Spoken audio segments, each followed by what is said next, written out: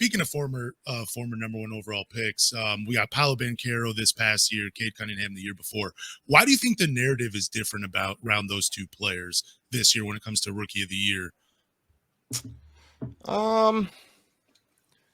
I think Cade, for one, came in with a draft class that everybody was excited for and waiting for.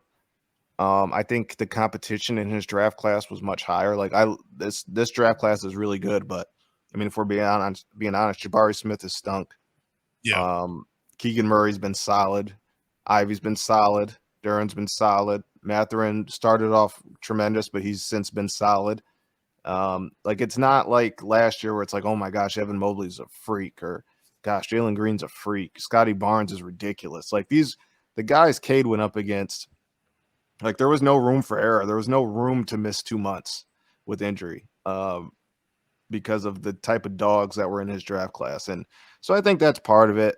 I also think that like Orlando is turned into like NBA Twitter rebuild darling, which I find kind of interesting because like everybody's so down on the Pistons, but the Pistons are 2-0 against the Magic. So it's like, I don't know. And they've won one of those without Cade. It's just really weird.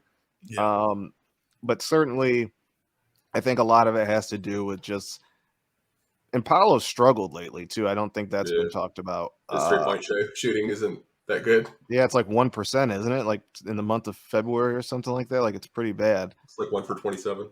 Yeah, it's not good, and he's been struggling as of late. But I think it's always about first impression, and Cade's first impression was injured for the first month of the season, then starting 0 for 21 from 3, and Paolo came out of the gates hot. But it's ridiculous at the end of the day that we make such sweeping conclusions this soon into guys' career.